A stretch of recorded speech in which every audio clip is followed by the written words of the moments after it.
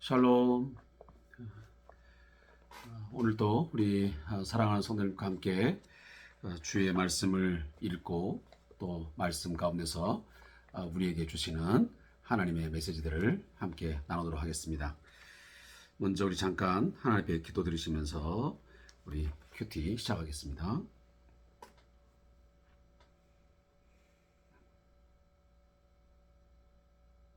살아계신 하나님, 말씀을 통해서 당신의 백성들에게 합당한 길, 또 삶의 또 길을 가르쳐 주시고 인도해 주시는 하나님 아버지 감사합니다. 오늘 이 밤에도 주의 말씀을 통해서 갈등하고 염려와 고민 가운데서 힘겨운 삶을 살아가는 저희 모든 성도들에게 안식과 또한 진리의 길, 바른 길, 합당한 길을 갈 수 있도록 주여 인도하여 주시옵소서. 성령께서 우리의 마음 가운데 오늘도 충만히 임재하여 주셔서 말씀 우리를 이끌어 주심으로 그 가운데서 참 평안을 누리며 또 새 소망과 새 능력을 힘입는 복된 시간 되게 해 주옵소서. 예수님의 이름으로 기도하옵나이다. 아멘. 함께 오늘 읽을 말씀은 민수기 8장부터 시작해서 9장 14절까지의 말씀을 읽겠습니다.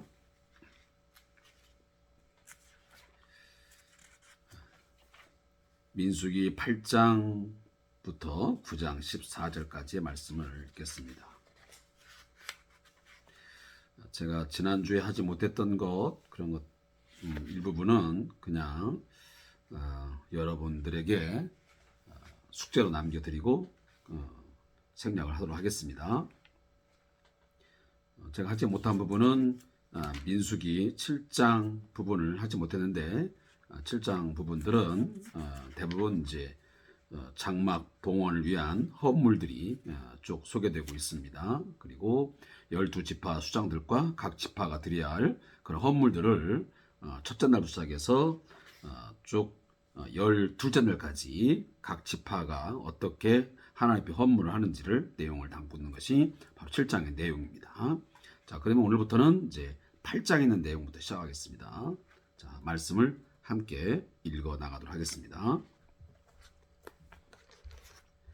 여호와께서 또 모세에게 말씀하여 이르시되 아론에게 말하 이르라. 등불을 켤 때에는 7 등잔을 등잔대 앞으로 비추게 할지니라 하시매 아론이 그리하여 등불을 등잔대 앞으로 비추도록 켰으니 여호와께서 모세에게 명령하심과 같았더라. 이 등잔대의 제작법은 이러하니 곧 금을 쳐서 만든 것인데 밑판에서 그 꼭까지 쳐서 만든 것이라. 모세가 여호와께서 자기에게 보이신 양식을 따라 이 등잔대를 만들었더라. 여호와께서 모세에게 말씀하시되 이스라엘 자손 중에서 레위인을 데다가 정결하게 하라. 너는 이같이 하여 그들을 정결하게 하되 곧 속죄의 물을 그들에게 뿌리고 그들에게 그들의 전신을 삭도로 밀게 하고 그 의복을 빨게 하여 몸을 정결하게 하고 또 그들에게 수송아지 한 마리를 번제물로 기름 섞은 고운 가루를 그 소제물로 가져오게 하고 그 외에 너는 또 수송아지 한 마리를 속죄 제물로 가져오고 레위인을 회막 앞에 나오게 하고 이스라엘 자손의 온 회중을 모으고 레위인을 여호와 앞에 나오게 하고 이스라엘 자손이 그들에게 안수하게 한 후에 아론이 그 이스라엘 자손을 위하여 레위인을 흔들어 바치는 제물로 여호와 앞에 드릴지니 이는 그들에게 여호와께 봉사하게 하기 위함이라. 레위인으로 수송아지들의 머리에 안수하게 하고 내가 그 하나는 속죄제물로 하나는 번제물로 여호와께 드려 레위인을 속죄하고 레위인을 아론과 그 아들들 앞에 세워 여호와께 요제로 드릴지니라. 자, 이것이 토요일에 해당되는 말씀입니다. 자, 그러면 이제 주일에 해당되는 말씀을 함께 읽도록 하겠습니다. 민수기 8장 14절부터 26절 말씀입니다.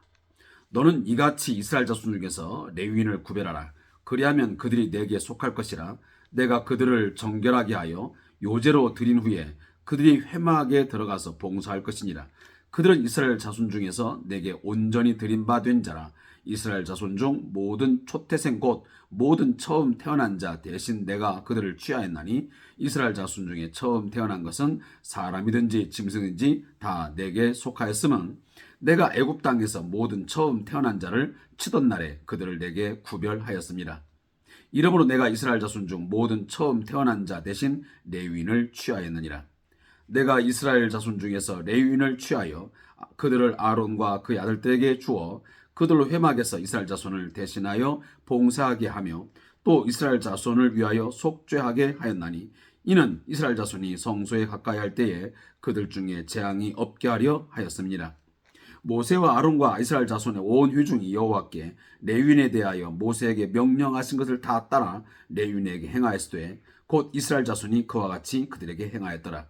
레위인이 이에 죄에서 스스로 깨끗게 하고 그들의 옷을 빨매 아론이 그들을 여호와 앞에 요제로 드리고 그가 또 그들을 위하여 속죄하여 정결하게 한 후에 레위인이 회막에 들어가서 아론과 그의 아들들 앞에서 봉사하니라. 여호와께서 레위인의 일에 대하여 모세에게 명령하게 하신 것을 따라 그와 같이 그들에게 행하였더라. 여호와께서 또 모세에게 말씀하여 이르시되 레위인은 이같이 할지니 곧 25세 이상으로는 회막에 들어가서 복무하고 봉사할 것이요 50세부터는 그 일을 쉬어 봉사하지 아니할 것이나 그의 형제와 함께 회막에서 돕는 직무를 지킬 것이요 일하지 아니할 것이라. 너는 레위인의 직무에 대하여 이같이 할지니라. 자, 9장 1절부터 8절 말씀은 월요일에 해당되는 겁니다. 애굽 땅에서 나온 다음에 첫째 달에 여호와께서 시내 광야에서 모세에게 말씀하여 이르시되 이스라엘 자손에게 유월절을 그 정한 기일에 지키게 하라. 그 정한 기일 곧 이달 14째 날 해 질 때에 너희는 그것을 지키되 그 모든 율례와 그 모든 규례대로 지킬지니라. 모세가 이스라엘 자손에게 명령하여 유월절을 지키라 하매 그들이 첫째 달 14째 날 해질 때에 시내 광야에서 유월절을 지켰으되 이스라엘 자손이 여호와께서 모세에게 명령하신 것을 다 따라 행하였더라. 그때에 사람의 시체로 말미암아 부정하게 되어서 유월절을 지킬 수 없는 사람들이 있었는데 그들이 그날에 모세와 아론 앞에 이르러 그에게 이르되 우리가 사람의 시체로 말미암아 부정하게 되었거니와 우리를 금지하여 이스라엘 자손과 함께 정한 기일에 여호와께 헌물을 드리지 못하게 하심은 어찌함이니까. 모세가 그들에게 이르되 기다리라. 여호와께서 너희에게 대하여 어떻게 명령하시는지 내가 들으리라. 오늘 21일에 해당되는 화요일에 해당되는 말씀입니다. 민수기 9장 9절부터 14절 말씀입니다. 여호와께서 모세에게 말씀하시되 이스라엘 자손에게 말하이르라. 너희나 너희 후손 중에 시체로 말미암아 부정하게 되든지 먼 여행 중에 있다 할지라도 다 여호와 앞에 마땅히 유월절을 지키되 둘째 달 14째 날 해질 때에 그것을 지켜서 어린 양의 무교병과 쓴 나물을 아울러 먹을 것이요 아침까지 그것을 조금도 남겨두지 말며 그 뼈를 하나도 꺾지 말아서 유월절 모든 율례대로 지킬 것이니라. 그러나 사람이 정결하기도 하고 여행 중에도 잊지 아니하면서 유월절을 지키지 아니하는 자는 그 백성 중에서 끊어지리니 이런 사람은 그 정한 기일에 여호와께 헌물을 드리지 아니하였은즉 그의 죄를 담당할지며 만일 타국인이 너희 중에 거류하여 여호와 앞에 유월절을 지키고자 하면 유월절 율례대로 그 규례를 따라서 행할지니 거류민에게나 본토인에게나 그 율례는 동일할 것이니라. 아멘. 자, 오늘 함께 우리가 민수기 8장부터 9장 14절까지 말씀을 읽었습니다. 자, 8장의 내용들 가운데 우리들이 그동안 계속 중요하게 생각하고 있는 말씀의 연속일 것입니다. 그것은 이 모든 성막을 짓는 일이나 또 성막 기물들 또 그에게서 제사장 또 레위인들 이 하나하나 배칠할지 그들이 하는 일 하나하나가 그 성경대로 보면 반드시 여호와께서 말씀하시니 모세가 그렇게 행했다. 이스라엘이 거기에 행했다. 명령했더니 행했다. 라고 하는 말씀이 계속 반복적으로 그렇게 기록을 통해서 우리에게 보여지고 있습니다. 이것은 우리가 하나님 앞에 나아가면서 우리가 하나님을 섬기고 또 주의 일을 감당하면서 그 모든 일에 가장 중심은 뭐냐면 하나님께서 우리에게 그것들을 어떻게 하시기를 원하시고 또 하나님께서 우리에게 어떤 방법을 통해서 그 일들을 우리에게 준행하기를 원하는지 그런 것에 대한 우리가 들음, 뭔가 하나님께서 무엇을 말씀하시고 어떤 방법을 통해서 또 어떤 때에 그 일들을 하게 하시는지를 우리가 들어야만 된다는 것입니다. 내 방법대로 또 내가 아무 때나 시기를 정하고 하는 것은 합당하지 않다라는 것을 제가 말씀을 드리는 것입니다. 그리고 오늘 집중적으로 이제 9장의 내용을 제가 좀 다루려고 합니다. 자, 9장에 보면 자, 6월절 내용이 나오고 있습니다. 제가 한번 여러분에게 묻겠습니다. 여러분 성경에 보면 구약 성경에 보면 유대인들이 꼭 지켜야만 되는 3대 절기가 있습니다. 이건 하나님이 명령하신 것입니다. 그래서 하나님 앞에 너희들이 1년에 꼭 3번 얼굴을 보여야 된다. 다시면 이 제사를 꼭 지켜야 된다 하고 명령한 게 있습니다. 그게 바로 출애굽기 34장에 나오는 내용입니다. 그 첫 번째가 뭐였습니까? 바로 유월절이었습니다. 유월절은 우리가 보통 무교절이라고도 말을 합니다. 무교, 다시 하면 누룩을 넣지 않는 그 떡을 이제 먹는다 그래서 무교절이라고 합니다. 유월절은 우리가 잘 알다시피 바로 이 유대력의 첫째 달, 우리가 보통 니산월이라고 그러는데 니산월 14일에 하나님 앞에 드려게 되어 있습니다. 자, 그것은 무엇을 기억하기 위함이냐면 과거 이스라엘 백성들이 애굽에서 430년 동안 이 바로의 복종 또 억압 속에서 노예 생활을 했었는데 그 마지막에 이제 하나님께서 그들의 울부짖음, 그들의 부르짖음을 듣고 모세를 그 땅에 보내어서 바로 앞에서 그들을 구출하게 합니다.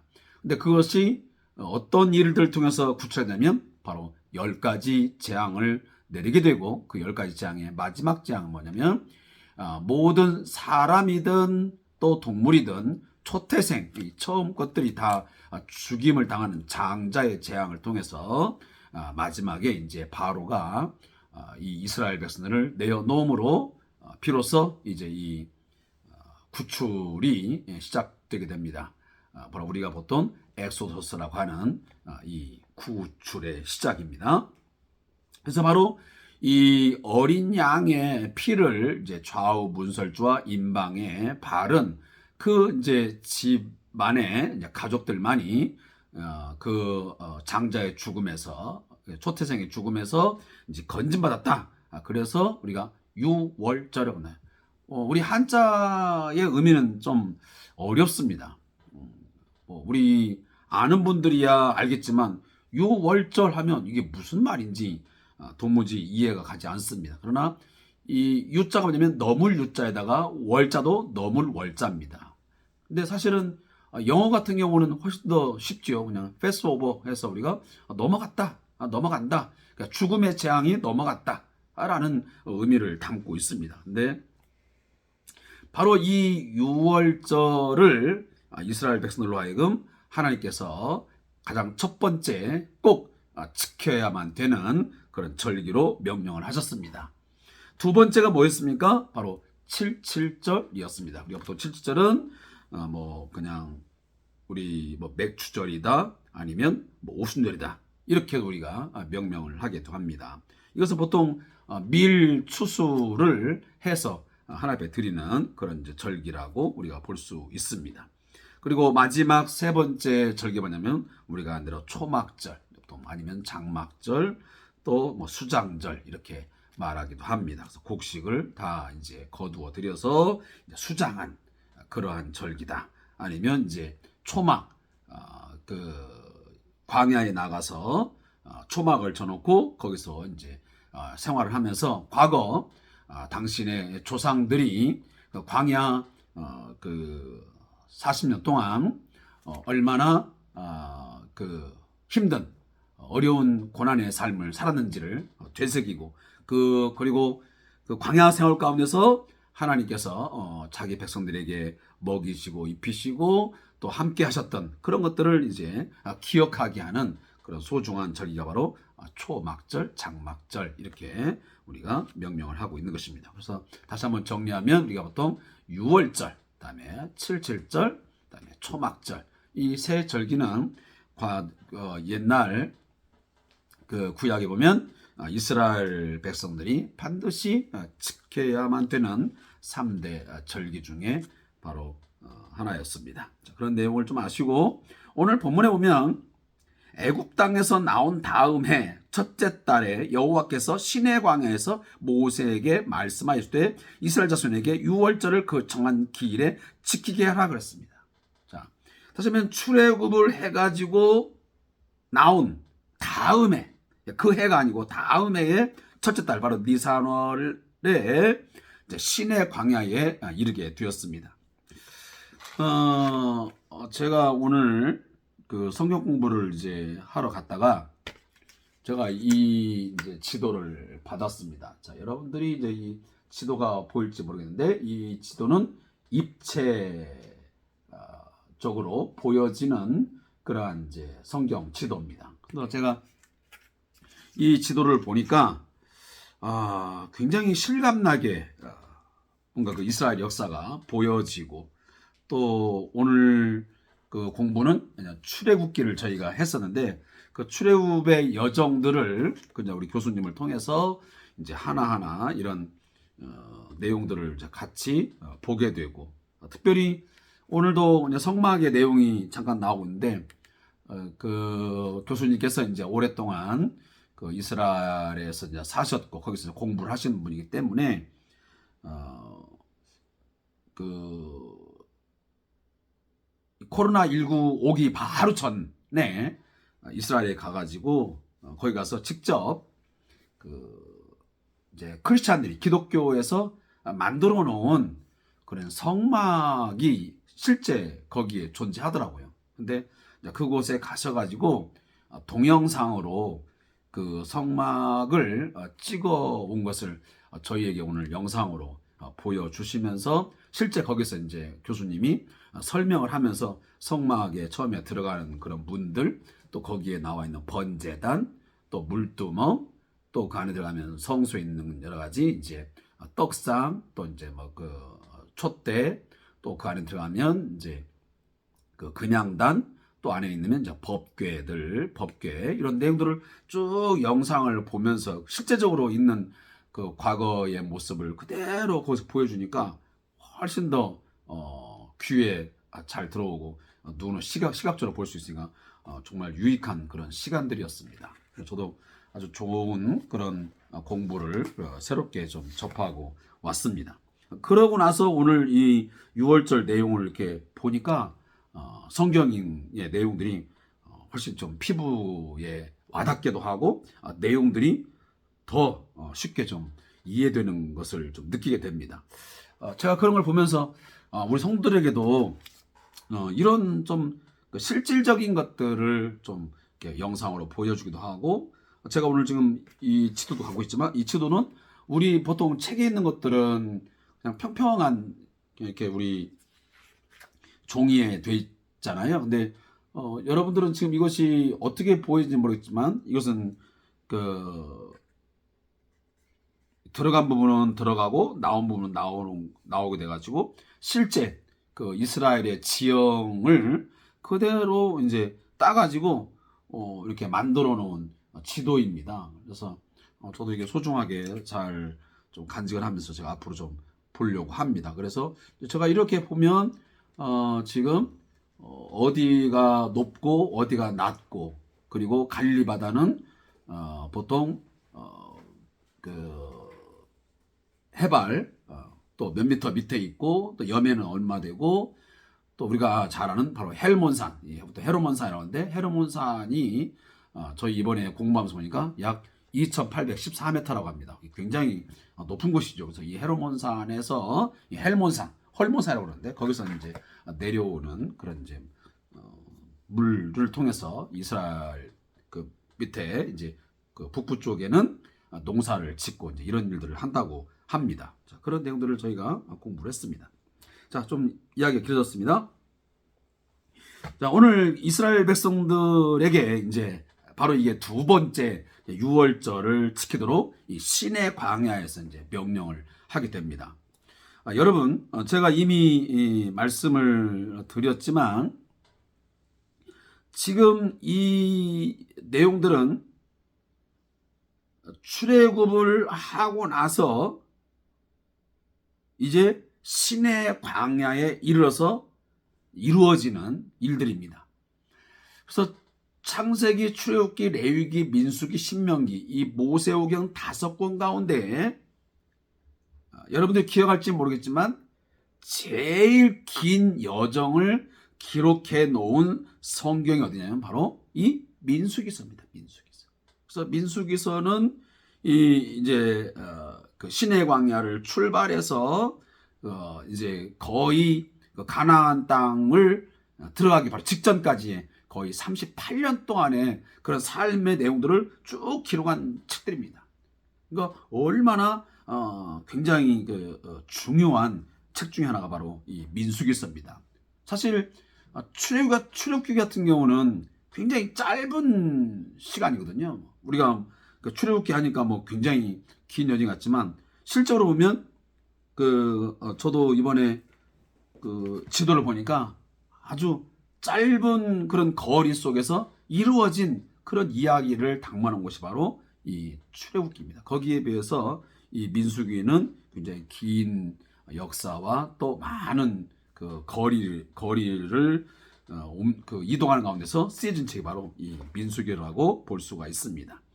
근데 이 민수기서가 이제 쓰여지면서 첫 번째 오늘 유월절이 나오는데 이 유월절을 왜 그렇게 하나님이 중요시 여기면서 이스라엘 백성들로 하여금 이제 여호와의 군대를 만들고 성막을 이제 만들어서 거기서 진영을 다 갖추고 그다음에 이제 제사장들에게 헌물을 바치게 하고 이제 완전한 이제 뭔가 대오를 이루게 되고 뭔가 이제 진행하는 상황 속에서 제일 먼저 한 게 뭐냐면 바로 유월절 준수였습니다.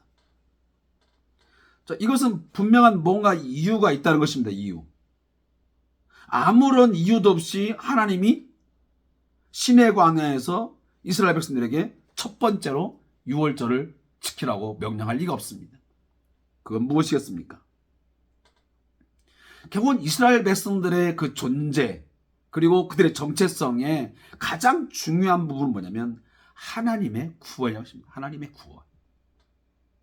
너희들의 존재의 가치 그리고 너희들의 그 어떤 정체성은 뭐냐면 첫째로 하나님의 구원에 의해서 이스라엘 백성들의 삶이 있게 되었고 결국은 하나님의 구원에 의해서만 앞으로의 모든 너희들의 삶이 온전하게 인도되어지고 보호되어짐을 하나님께서 말씀하시는 것입니다.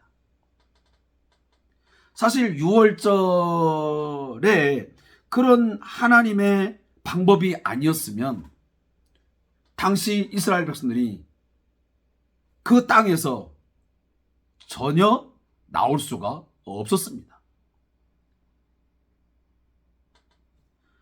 그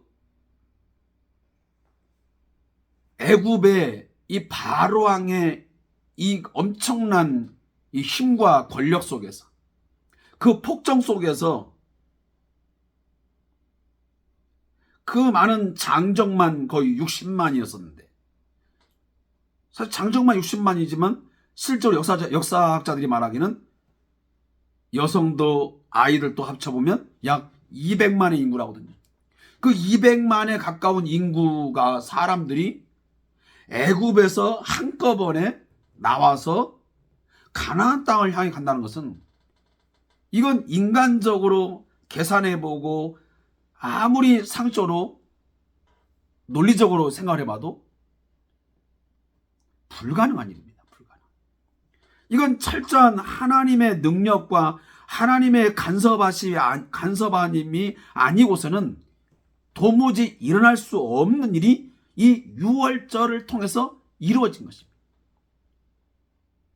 어린 양을 잡아서 좌우 문설주가 임방에 바르는 이 사건을 통해서 결국 바로의 손을 하나님은 들게 하셨습니다. 그리고 자기 백성을 결국 내어놓게 만들었죠. 그만큼 이 유월절의 사건은 하나님의 구원에 대한 아주 결정적인, 그리고 그 대적 애굽에 있어서는 이보다 더 큰 타격이 없던 것이었습니다. 여러분 상상해 보십시오. 바로의 자녀까지도 다 죽임을 당했습니다. 그리고 그 백성들의 모든 동물들, 그리고 사람이라고 하는 모든 사람의 첫째가, 장자가 다 죽임을 당하는 그런 현상을 한번 여러분 상상해 보라고. 우리가 보통 지진이 나가지고 아니면 산불, 어떤 사고가 나가지고 몇십 명, 몇백 명만 죽어도 온 세상이 난리가 납니다. 하물며 이 당시에 애굽에서의 이 장자, 첫 것들의 죽임당함은 우리가 지금 상상하는 것보다 훨씬 더 엄청난 그런 재앙 중에 재앙이었습니다. 그러니 바로가 아무리 큰 권력과 힘을 가졌다 할지라도 결국은 하나님 앞에 두 손 두 발을 들 수밖에 없었던 것입니다. 이미 여러분 아시지만 그 앞전에 9개 재앙이 지나갔습니다. 그 9개 재앙도 보면 모두가 다 어떤 재앙입니까? 그 당시에 나일강은 결국 애굽의 가장 젖줄이었고, 나일강은 또 신적 존재로서 숭배의 대상이었습니다. 그리고 거기 나오는 뭐 개구리니 이니 흑암이니 이 모든 것들은 그 당시에 애굽의 신적인 그런 대상들이었습니다. 그런데 그 모든 것들이 다 초토화됐습니다.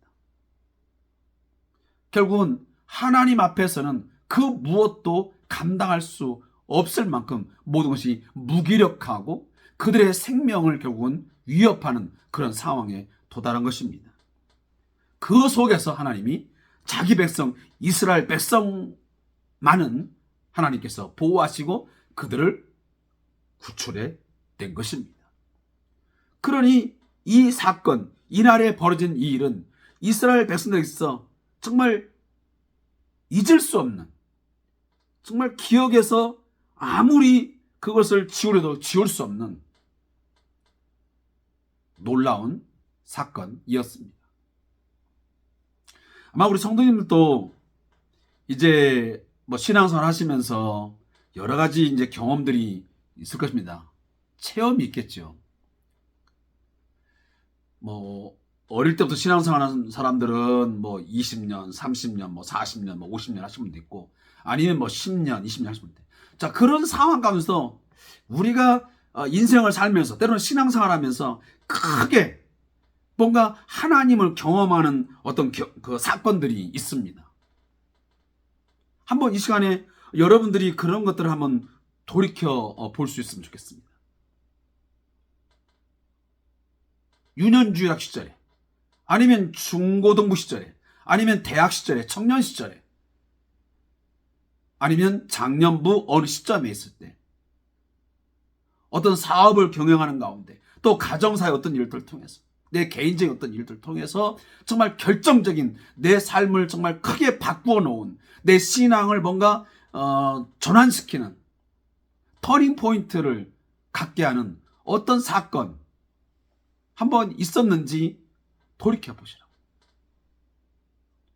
정말 우리들이 신앙생활이 너무 게으러지고 나태해지고 하는 상황이 되면 한 번쯤 그런 날들을 우리가 한번 떠올려보고 기억할 필요가 있습니다. 하나님께서 그러하기에 우리에게 기억을 주셨고, 또 우리가 성경에 보면 기억하라, 기억하라, 기념하라, 기념하라 라는 메시지가 가끔 나옵니다. 상기하라, 기억하라. 뭔가 하나님께서 내 삶에 깊이 관여해 주셔서 정말 하나님께서 그 상황 때, 그 어려울 때, 그 힘든 상황에서 나를, 아니면 우리 가정을, 아니면 우리 사업장을, 우리의 직장을 만약에 건져주지 않았더라면 오늘날 어떻게 되었을까? 정말 끔찍했던 어떤 순간,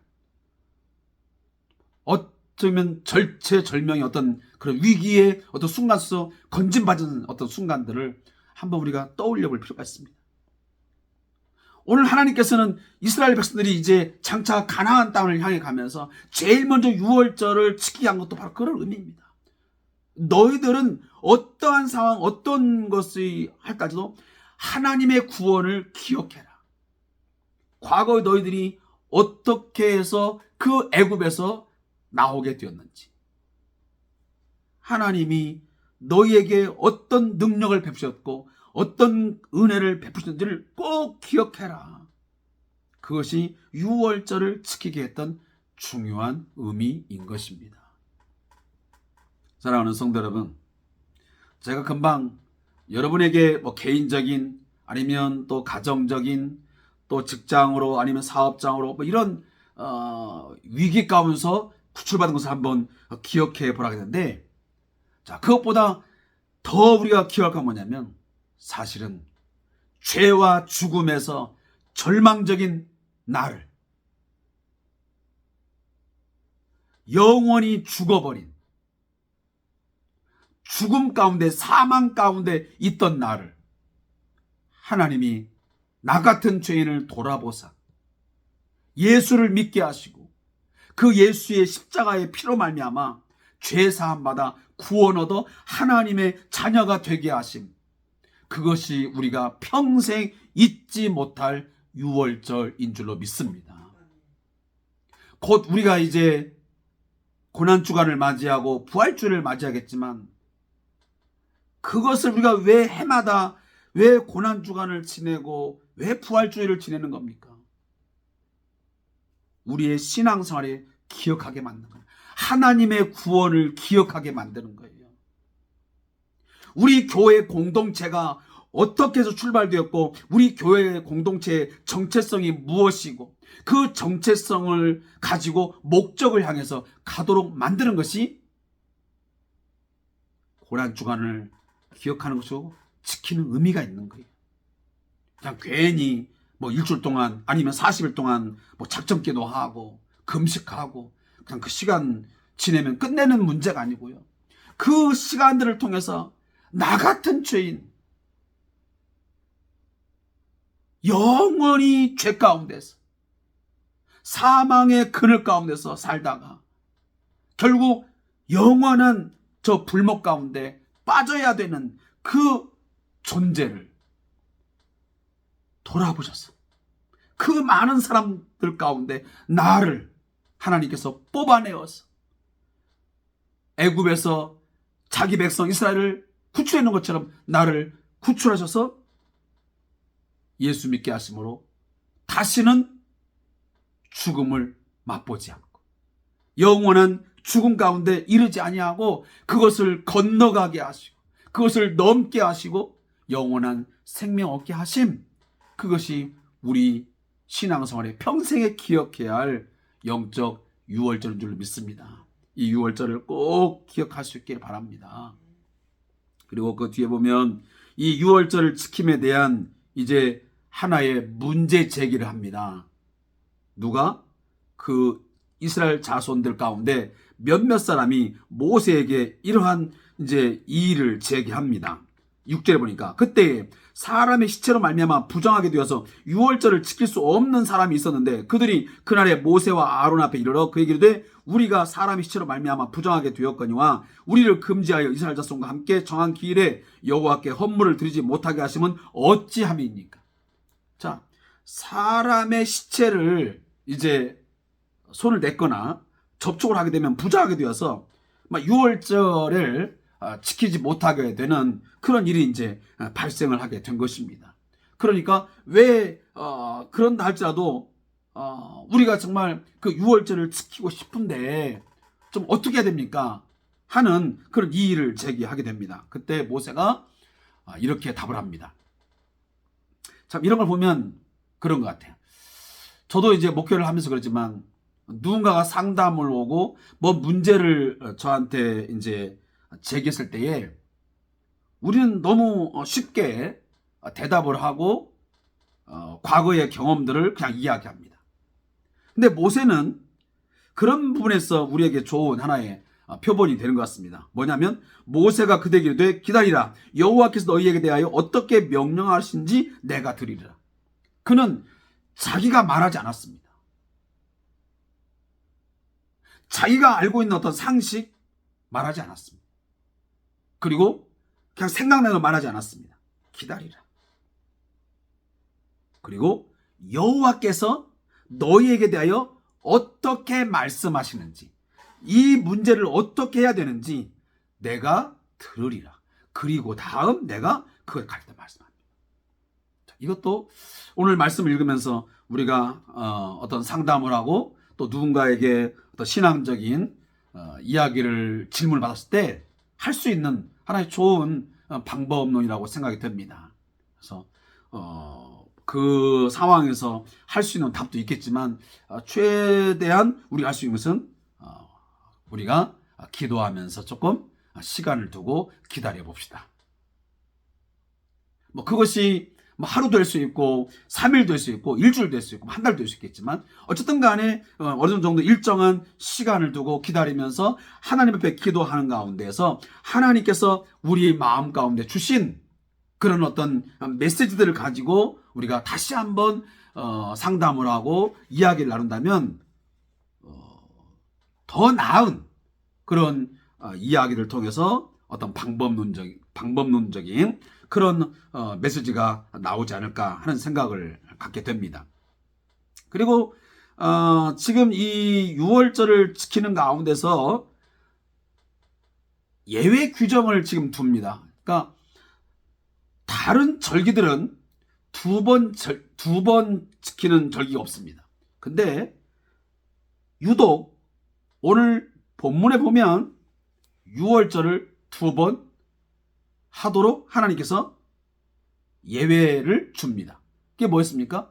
너희가 니산월, 그러니까 1월 14일 날 6월절을 지키지 못하게 되면 그 다음 달, 그러면 2월 14일 날 이 6월절을 지키라고 하는 하나의 뭔가 그 개연성, 하나의 그 6월절을 준수하면서 좀 더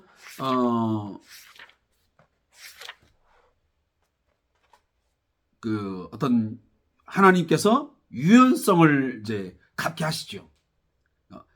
어떤 그냥 어떤 상황이나 어떤 여건들을 전혀 생각하지 않고 무작정 막 밀어붙이는 그런 하나님이 아니라는 것입니다. 그러니까 하나님께서는 때로는 이처럼 모든 사람 그리고 모든 상황 이런 것들을 충분히 감안하고 가장 효율적이고 가장 합당한 것들이 무엇일까, 적절한 것이 무엇일까 라는 것을 생각해서 때로는 그러한 것들을 유연하게 문을 열어주시는 것을 볼 수가 있습니다. 자, 우리도 어떤 일을 이제 추진하고 진행하면서 막 밀어붙여야 되는 일도 있지만 때론 오늘 이런 이야기를 보면 무작정 밀어붙이는 것보다는 좀 더 모든 상황적으로 또 모든 사람의 여건, 조건들을 잘 살펴보고 그리고 그 속에서 하나님께서 가장 원하시는 가장 적절한 방법이 무엇일까? 적절한 시기가 무엇일까? 라는 것을 생각해보고 그 일에 대해서 좀 유연성을 발휘하는 것도 하나의 좋은 방법이 되겠다라는 생각을 갖습니다. 근데 우리는 대부분 보면 어떤 때는 보면 그냥 그것이 하나님의 생각이고 하나님의 방법이야 라고 생각하고 전혀 이런 유연성을 발휘하지 않습니다. 그리고 그냥 미를 다 밀어붙여버립니다. 그러나 그것이 꼭 좋은 방법이 아닐 수 있다는 것입니다. 그러니까 하나님도 이미 율법적으로 이 유월절에 대해서 말씀해 놓았지만 이 지금 민수기 9장에 보면 당시에 이런 상황 발생 또 모든 사람들의 어떤 이의제기가 있을 때에 그런 것에 대해서 1월 14일 날 하지 못했으면 2월 14일 날 할 수 있도록 또 다른 어떤 방법을 제시해 주므로 그들이 하나님 앞에서의 그 열심, 뭔가 하나님을 기억하고 뭔가 하나님 앞에 뭔가 제사하고자 하는 그 열망이 있을 때는 그런 날짜도 때로는 연기하면서까지도 그런 것들을 모든 사람이 함께 제사를 할 수 있도록 열어준다는 것입니다. 저는 오늘 이 말씀을 묵상하면서 얼마 전에 좀 뭔 생각했냐면 우리가 주일 예배도 그런 부분에서 조심스럽지만 날짜랄지 또 시간이랄지 이런 부분에 대해서 좀 유연성을 발휘할 필요가 있겠다라는 생각합니다. 물론 그냥 일부러 분명히 시간도 되고 날짜도 되는데 일부러 그것을 피하고 주일에 예배를 하지 않고 그냥 편리를 위해서 한다면 문제가 되겠지만 정말 주일 예배를 하고 싶은데 사실 모든 직장이 주일날 다 쉬는 건 아니지 않습니까? 저도 이제 사회복지 쪽 일을 그만뒀지만 사실 요양원이나 이렇게 생활시설 같은 경우는 결국 주일날도 결국 직장에 나가서 어르신들을 보살필 수밖에 없는 거거든요. 자, 그러다 보면 결국은 주일에 일을 해야만 되는 그런 필연성이 있단 말이에요. 그럼 그런 사람들은 과연 주일 예배를 어떻게 할 거냔 말입니다. 그러면 결국은 주일 예배를 하지 못했다고 하는 어떤 죄책감에 살아갈 수 있도록 그냥 놔둘 것이냐. 저는 그런 부분에서는 좀 더 우리 기독교 예배에 있어서 이 주일에 예배하는 것을 좀 더 어떤 날짜랄지 이런 것들을 좀 그들에게서는 할 수 있도록 문을 좀 열어주는 것도 좀 생각해 볼 만한 문제가 아닌가 하는 생각을 갖습니다. 그래서 수요일 아니면 또 토요일 이런 등등 해서 그 주일 예배를 정말 불가피하게 하지 못하는 사람들에서는 그날을 통해서 하나님의 은혜를 기억하게 하고 말씀을 듣고 함께 성도의 교제를 나눌 수 있는 그러한 교회 공동체의 모습을 만들어주는 것은 그리 저는 그것이 비성경적이거나 하나님 앞에 어떤 죄가 되는 모습이라고는 생각하지 않습니다. 그런 것들은 충분하게 오늘 말씀을 읽으면서도 많이 생각할 수 있는 문제라 생각해요.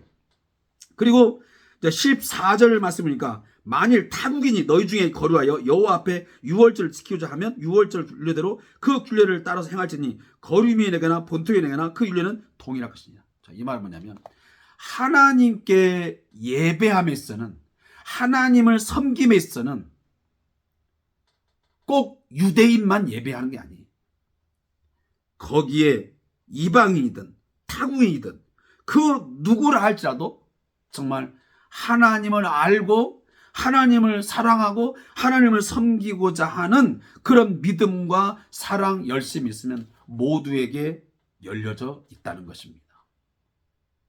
사랑하는 성도 여러분, 우리가 교회 공동체 안에 들어와서 하나님을 섬김, 우리가 함께 교제하면서는 어떤 혈육관계, 어떤 그 지연, 학연, 또 어린이, 노인, 아니면 부자냐, 가난한 자냐, 이런 등등 여러 가지 이런 일들이 그것의 기준이 될 수는 없습니다. 하나님을 예배함에서는 그 모든 것들을 다 사실은 파괴시켜버리고 그 누구라도 하나님을 사랑하고 하나님에 대한 열심이 있는 자면 모두에게 하나님을 예배하고 그 말씀을 따라 준행함으로 하나님이 주시는 복을 누릴 자격이 있다 라는 것을 제가 오늘 말씀을 읽으면서 그런 이야기를 좀 함께 나누고 싶었습니다. 자, 오늘 저자의 묵상만 읽고 제가 좀 이야기 드렸습니다. 자, 좀 마치겠습니다. 이스라엘은 애굽에서 약 430년 동안 종살이를 하여 고통을 받았습니다. 하나님은 아브라함의 언약을 신실히 지키시기 위해 이스라엘을 해방시켰고 그 백성이 유월절을 통해 출애굽의 은혜를 기억하길 원하셨습니다. 이스라엘 백성뿐 아니라 이방인들도 유월절 규례를 철저히 지키지 않으면 하나님의 심판을 받게 됩니다. 성도는 영적 유월절 정신을 잃어버릴 때 신앙과 예배의 침체기를 맞습니다.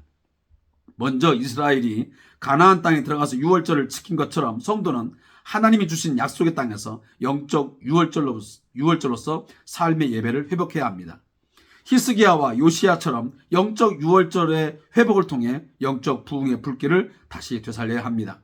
또한 바벨론 포로 후 교환한 공동체가 성전을 재건하고 영적인 기쁨을 회복한 것처럼 이제는 코로나 기간 동안 무너진 예배를 다시 회복해야 할 때입니다.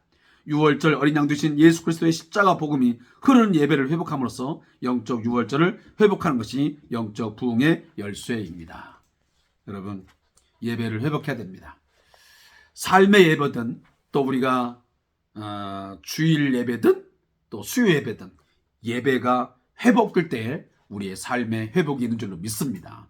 예배가 무너진 상황 가운데는 우리가 아무리 애를 쓰고 우리가 정말 별 방법을 다 동원한다 할지라도 우리 삶의 모든 무너짐과 세워짐, 생사화복이 하나님께 있기 때문에 하나님에 대한 예배함이 없는 가운데서 인간적인 힘으로 내가 뭔가 내 어떤 술수로 뭘 해보겠다?